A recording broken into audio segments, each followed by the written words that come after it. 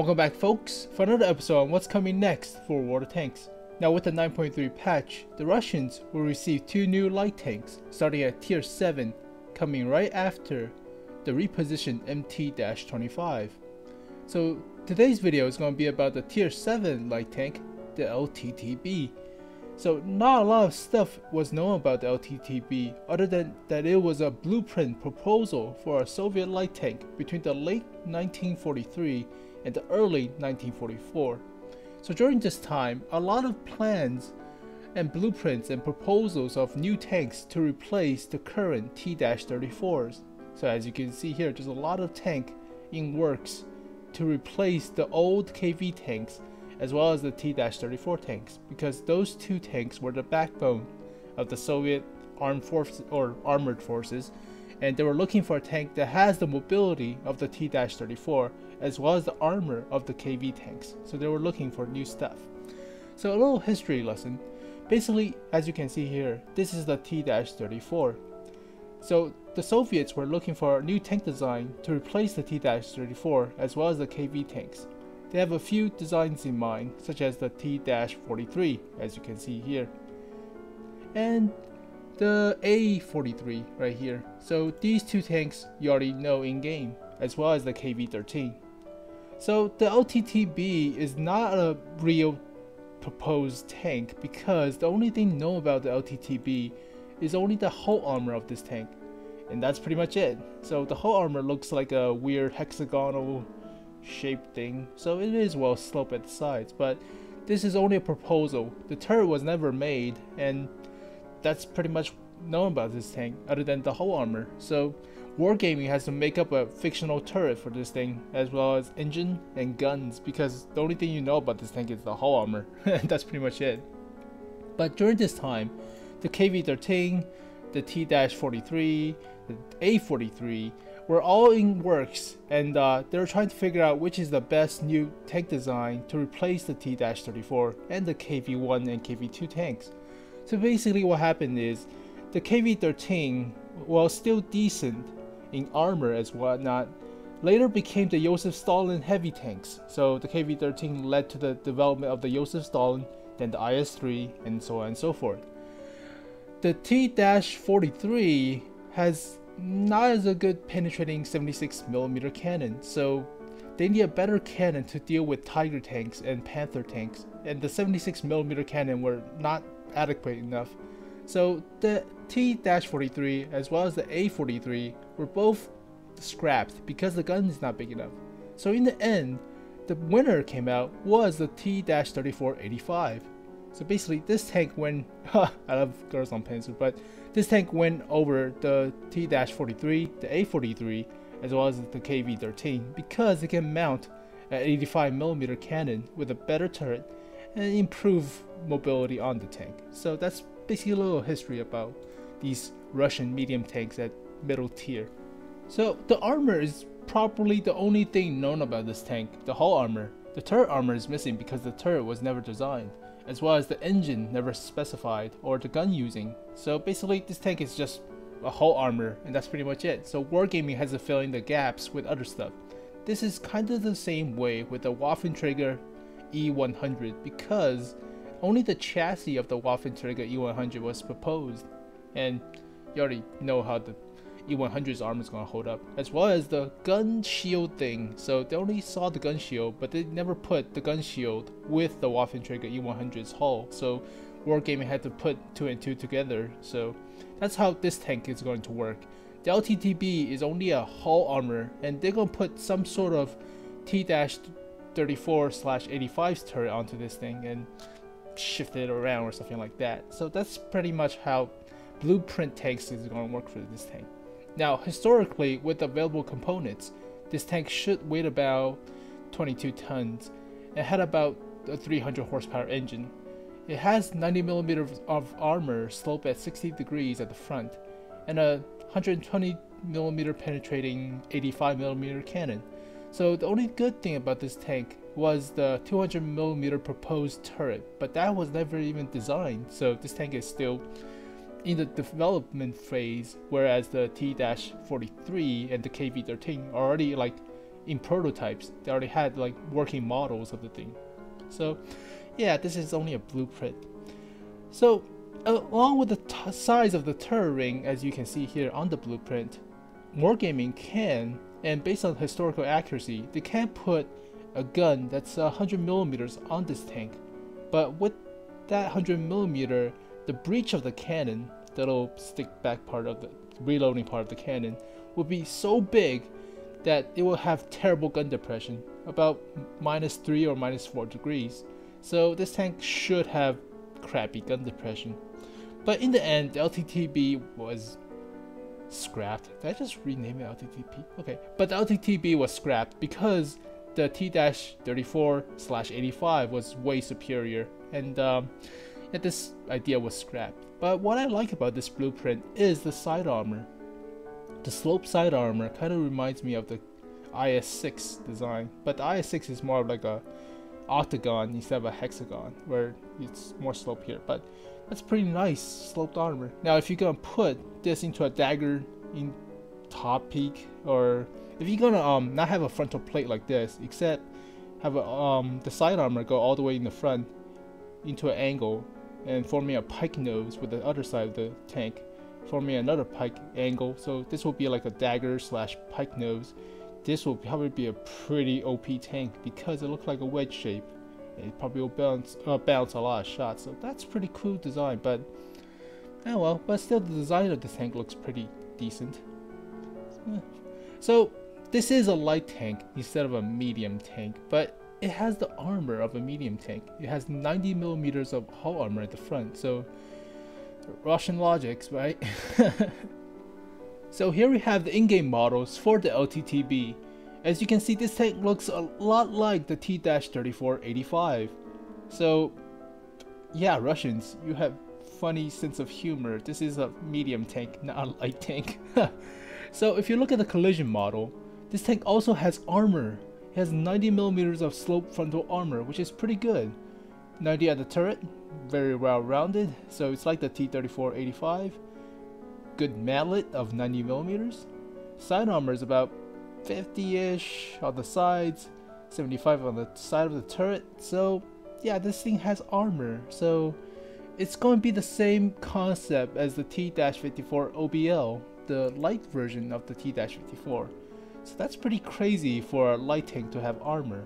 Now let's look at the size of this thing. So basically from the picture you already understand what this tank looks like, but you do not know how big this tank is. So I have a size comparison between the Walker Bulldog, what the hell is my Walker Bulldog? Here it is, with the side of this tank. Now in order to judge the size comparison, you have to match up with scale, obviously. So let's put this picture up a little bit bigger, and we're going to do some math, or investigating math works. So basically what I'm going to do is I'm going to match these two pillars to be the same length. Now if I match these two pillars to be the same length, the tank is going to be up to scale, right? So the scale on the background is going to be the same. That means this tank is going to be the same comparison in size. So basically I'm going to match the scale of the pillars. So I'm trying to match the size of the pillars together in order to match the image up together. So the pillar is about pretty much the same size right here, about or so. So you can agree that pillar is about the same. So, and the little picture of the square picture is about the same. So this is pretty much the same scale, even though the picture doesn't match up in the same resolution, obviously. But this is detective work. So as you can see, this tank is not that big in comparison to the M41 Walker Bulldog. So yeah, this tank is not as big as you might think. So yeah, it could be a light tank. It is about the same size as the Walker Bulldog. So yeah, alright. Russian sense of humor, put armor on the things. So this tank is not big. So yeah, the Walker Bulldog might even have a bigger turret because of this end part of the turret. So alright, that's pretty cool. So let's look at the front of the tank. It might be wider, so for all we know, it might be wider than the Walker Bulldog. But I have another picture to compare. Where is it? Here it is. So same technique. We're going to compare the width by using something like a reference, such as the black strip on the whatever vents or black strip, whatever that thing is, So we're gonna compare by matching up these two black strips, obviously. So we're gonna increase the size of the picture. Okay, that's not good enough. Increase a bit more. Yeah, how about I just use the LTTB instead? So I should have done this in the first place before I showed you guys how to do it. So, alright. Might be at a different angle, but still, it's about... And no! You bastard. Alright, so that's pretty much it. Shouldn't waste people's time by doing stupid stuff. So yeah, that's about it. Between the distance of these three black bars or vents or crawl space, whatever you call those things, so these look pretty much the same, right? So you can see how the Walker Bulldog is about the same size as the LTTB. So that's pretty crazy. So the size of the tank is not that big in comparison to the Walker Bulldog. And you already know how big the Walker Bulldog is from my Walker Bulldog review, but if you don't, here's the size comparison for the Walker Bulldog to the Chafee. So this tank is not big. It's barely bigger than a Chafee, so it is not a big tank, but it has 90mm of slope frontal armor and on the turret as well, with a good decent 90mm mantlet. So yeah, Russian tanks, you're funny. So here are the main stats for the LTTB. As you can see, this tank only weighs 22.7 tons, so don't go ramming stuff. Already been talking about light tanks all the time for the 9.3 patch, and they all weigh about 22 or so tons, so you should not ram stuff with light tanks, other than other light tanks, obviously. Artillery might even be heavier than you, so yeah, high tier artillery probably weighs about 30-ish tons or 40-ish tons, so you should not ram high tier artillery. You should just shoot them, obviously. You have above average hit points, about 950, so that's pretty good for a light tank. Normal tier 7 light tanks have about 900-ish or below 900 hit points, such as 880 for the WZ-131, so you have a good amount of hit points. View range is also decent, 390 meters. Radio range is pretty decent, 761.3 meters, so you have decent standard light tanks view range and radio range. Uncharacteristic of Russian tanks, so yeah, that's kind of weird. Alright, hull armor is 90 at the front, 45 at the sides, probably 30 or 40 at the rear. But this is a light tank, so, and it's well sloped at the front too. Yeah, you have armor for a light tank. So coming from the T-54 OBL review, this alright. I already don't understand anymore. I don't care. It has 90mm of turret armor at the front, 75 at the sides, probably 45 at the rear. So it has turret armor too, and it is well rounded, so hitting at the cheeks of this tank will bounce, obviously. So yeah, it has armor on the turret too. Engine power is very good, 700 horsepower, giving a power to weight ratio of 30.9 almost. So that's very good power to weight ratio. That means this tank will shift and go from 0 to top speed in only about 3 seconds or so. So this tank does rev up pretty well. So this is a very good horsepower to ton weight ratio. And given the armor, what? It doesn't make sense. So maximum top speed is still decent, 68 kilometers per hour. So 20 kilometers per hour backwards. Alright. Kind of mess up on it, but 68 is pretty good for a light tank. I mean, it's only like 4 kilometers slower than the Walker Bulldog, so this tank is still fast. Hull traverse is not that good, but still decent, 48 degrees per second, so that's still pretty decent for a light/medium hybrid. Ground resistance is kind of bad in comparison to other light tanks, but it's not that worse. This ground resistance, I've already checked, is the same as the Cromwell's ground resistance. Now if you already played the Tier 6 British super nimble Cromwell, this is pretty much the same ground resistance. And you have a very good power to weight ratio, meaning that this is not going to be as important as on the Cromwell, so you shift better than the Cromwell. So that's pretty sweet for a Tier 7 tank. Now you have an 85mm cannon on this thing, It does 170mm penetration, which is pretty decent for a tier 7 tank. The AMX 1375 can only penetrate 144mm of armor. You can penetrate 170mm, so that's pretty good for a light tank. It does 180 damage, so that's decent. DPM is about 2200, so that's still nice. It reloads every 5 seconds or so, alright. That's still okay-ish. Rate of fire is 12.2 rounds per minute, so okay. Accuracy is 0.34, which is pretty good for a Russian tank. Pretty good for an 85mm Russian gun, so that's pretty good. Aim time is also very good, 2 seconds instead of 2.5 seconds or something like that, so that's still pretty decent. The main drawback, however, is the -3 degrees of gun depression. This tank has no gun depression because of the size of the turret ring and the breech of the gun, so yeah, this thing has no gun depression. It does get 15 degrees of gun elevation, but gun depression is going to be bad. So hull down is not going to be a viable tactic. So if you already played Chinese light tanks, you already know how this thing's going to play like. But it does move pretty fast, very fast. It kind of reminds me of the old T-50/2. That tank was nimble, and this tank probably should be the same nimbleness of that tank, with a very good gun too. So that's pretty crazy. Turret traverse is 50.1 degrees per second, so that's still decent. So all in all, this tank feels pretty fast. It's like a fast version of a Cromwell with more armor. So if you like playing the Cromwell, you probably would like playing this tank. Other than the fact that this is a light tank, it gets into tier 8, tier 9, and tier 10 matches instead of tier 7 matches, obviously. But yeah, but the speed is very nimble, and 30.8 power to weight ratio is very good for a light tank, very good. Other than that, this tank looks very decent. So let's compare this tank with its medium tank counterparts at tier 7 or tier 6. So here is the comparison between the medium tank, the T-43 at tier 7, with the LTTB, the tier 7 light tank. So basically, the LTTB has more armor at the front, about 15 more millimeters of frontal armor, slope better too.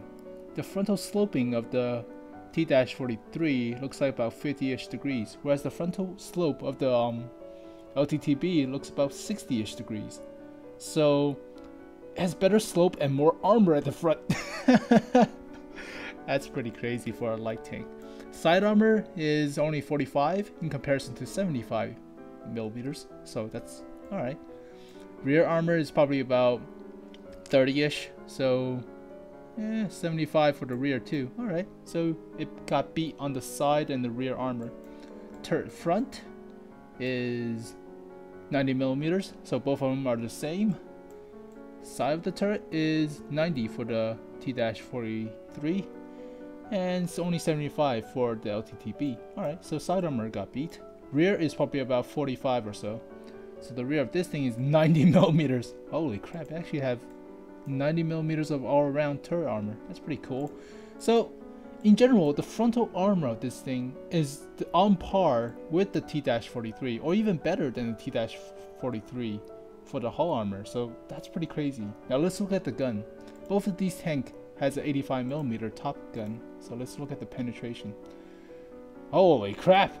It has more penetration than the T-43. Holy crap, about 26-ish more penetration millimeters. Does the same amount of damage. DPM is about 200 more DPM than the T-43. Alright. Reloads faster, obviously. Alright, accuracy. Let's go with the accuracy. It's better accuracy. 0.34 instead of 0.35. Alright. And 0.2 seconds less of an aim time, so 2-second aim time in comparison to 2.2 second aim time. So holy crap.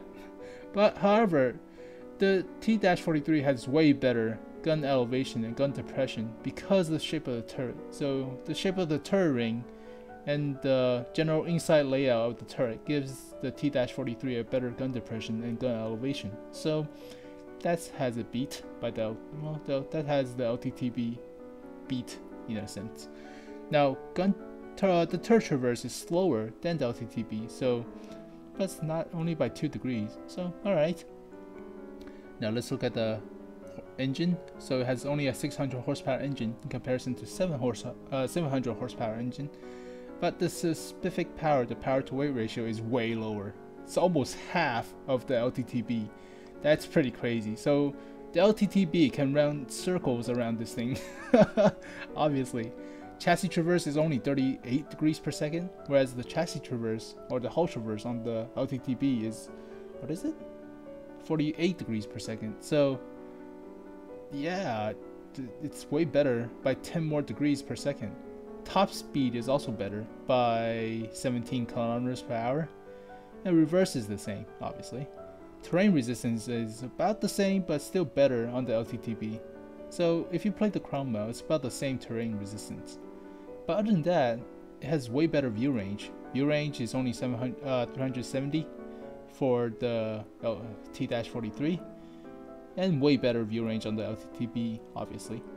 Way better radio range too, more than 200 more meters of radio range. So yeah, in a sense, other than the side and rear armor for the T-43, the rest of the stats looks way better on the LTTB. Now, given the fact that the LTTB only sees Tier 8, Tier 9, and Tier 10 games, whereas the T-43 does see Tier 7 games. So that's probably the drawback. But this thing gets armor, as well as the ability to move with the full camo rating since it's a light tank, whereas the T-43 doesn't, because it's a medium tank. So yeah, Russian logic, right? It's the same. It feels like deja vu with the T-54 OBL. So it is deja vu. This is not a light tank, this is a medium tank. I mean, 45 millimeters of side armor is still decent in Tier 7 games, I guess, because it is well sloped at the cheeks, because it's a dagger shaped, weird shaped angle. So hitting this from the front will bounce, obviously. Shooting at the sides will automatically go in, obviously, and shooting it from the rear will probably bounce because it's also sloped. So it's not sloped with this tank, however, it's just straight. So yeah, in comparison with its Tier 7 medium tank brother, the LTTB looks still better. So yeah, deja vu with the LTTB, like the T-54 OBL. So in my honest opinion, the LTTB and the T-54 OBL plays like medium tanks. They're not light tanks. They're not quote-unquote light tanks. They have very good armor for light tanks, slope armor too, so you will bounce a few shots. I mean, there's no drawback. The other drawback I can see is probably the ground resistance for these two tanks. Now these two tanks have below average ground resistance for light tanks, so they're not going to be as swift in sloshy ground such as swamp or mud or whatever in comparison to other light tanks, but they have still good power to weight ratio to compensate, and hull armor to compensate as well. So they're not going to be as fast as other light tanks, but they have armor. So yeah, that's interesting. Now I like how wargaming is introducing new light tanks with different flavors, such as the Russians, where you could play them as medium tanks. Now you can also play auto-loading tanks such as the T-71 for the Americans, or the AMX 1375 or 1390 line. So those have auto-loading aspects, so you can do a lot of burst damage. You can also go with a traditional DPM tanks such as the new American light tanks such as the Bulldog or the T-37. So those are DPM. Whereas you can also go with the derp thing such as the T-49, the derp cannon on that thing. So yeah, it's different flavors. So not all light tanks are the same. Some have different aspects such as armor, or some other thing have DPM, some have good camo like the WZ tanks for the Chinese. So yeah, it's pretty interesting how wargaming introduced like different flavors for light tanks you could play. So this adds a new interesting concept to the game, whereas you also have different flavors for heavy tanks, such as the American has good turret on their heavy tank, whereas the Russian have good sloping and derp cannons on their heavy tanks. So it's like different flavors, which adds to the variety of the game, which I like it. But other than that, I hope you guys enjoyed this video, and feel free to rate this video and comment below on what you think about these new quote-unquote light Russian tanks. It's pretty much mediums. But if you like what you saw, subscribe to my channel for more leaked infos coming soon, as well as my tank reviews and gameplay/event tips that I'm going to do. That's coming soon as well. I'm going to do a video about how to conquer Hot September for that free KV220, or the Type 62, I think. Yeah, Type 62. So I'm going to do a video about gameplays as well as tips on how to conquer events such as that. I also did a lot of tip videos for getting the free T-dash, or not the T-34, the normal T-34 for the Americans premium. So I usually do tank reviews as well as gameplay tips. But that's pretty nice. But other than that, thank you guys for watching this video, and I'll see you guys next time. Peace.